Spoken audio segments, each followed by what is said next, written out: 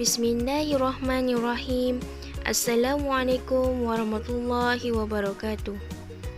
Okey anak-anak, hari ini kita akan masuk subjek sirah di bawah tajuk baharu iaitu peranan Siti Khadijah dalam kehidupan Nabi Muhammad. Okey, siapa dia tu Siti Khadijah? Siti Khadijah tu adalah isteri kepada Nabi Muhammad. Okey, peranan Siti Khadijah terbahagi kepada 4.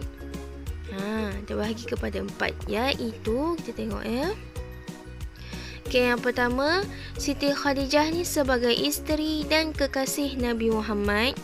Yang kedua, Siti Khadijah sebagai membantu Nabi Muhammad. Yang ketiga, Siti Khadijah sebagai sahabat Nabi Muhammad. Dan yang terakhir, Siti Khadijah berjuang dalam dakwah bersama Nabi Muhammad. Okey, hari ini kita akan masuk dua dahulu peranan Siti Khadijah dalam kehidupan Nabi Muhammad, iaitu isteri dan kekasih Nabi Muhammad dan juga Siti Khadijah sebagai membantu Nabi Muhammad. Dua ni dulu yang kita belajar. Yang bawah dua ni minggu depan kita akan sambung. Minggu depan Ustazah akan terangkan. Okey, kita masuk yang pertama, peranan yang pertama iaitu Siti Khadijah sebagai isteri dan kekasih Nabi Muhammad. Okey, macam mana Siti Khadijah ni menjadi isteri yang terbaik untuk Nabi Muhammad? Kita tengok yang pertama iaitu Siti Khadijah menenangkan baginda ketika baru menerima wahyu. Awak ingat tak yang Ustazah, tajuk lepas yang Ustazah ajar dalam tajuk peristiwa penurunan wahyu pertama? Ketika mana Nabi Muhammad balik ke rumah dalam keadaan ketakutan, siapa yang menyelimuti Nabi Muhammad? Yang menyelimuti Nabi Muhammad adalah Siti Khadijah. Siti Khadijah nilah yang selimutkan Nabi Muhammad dan Siti Khadijah nilah yang menenangkan hati Nabi Muhammad. Okey, yang kedua, Siti Khadijah menyediakan bekalan Nabi Muhammad ketika di Gua Hira.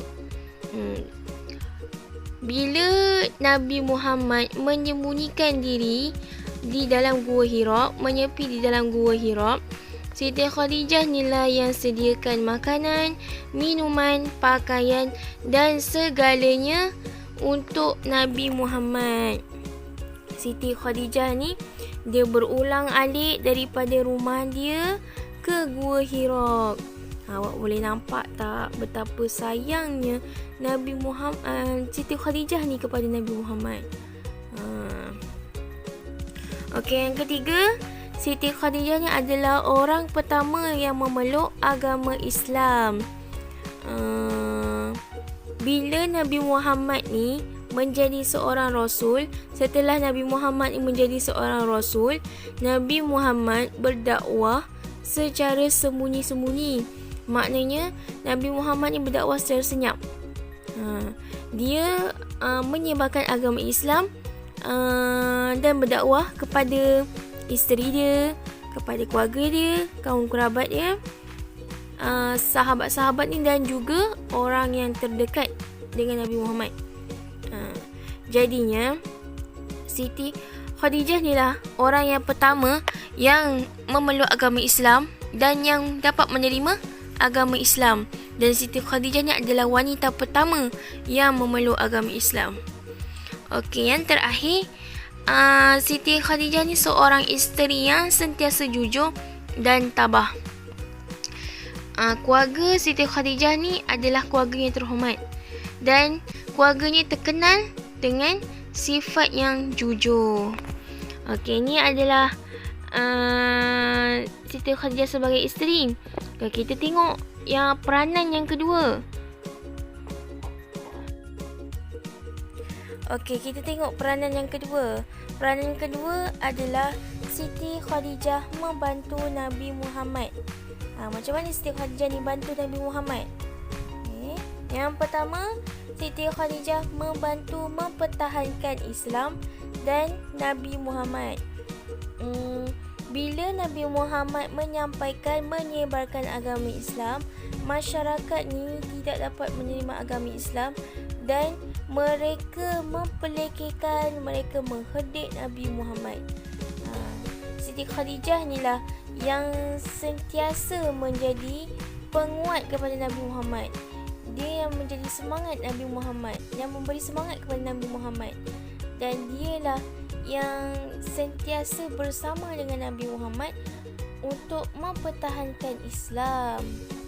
Okey, yang kedua, Siti Khadijah membantu baginda menyediakan air untuk mengambil wuduk. Okey, yang ketiga, Siti Khadijah mengeluarkan harta untuk berjihad dan perbelanjaan umum. Kalau awak nak tahu, Siti Khadijah ni adalah seorang yang kaya raya.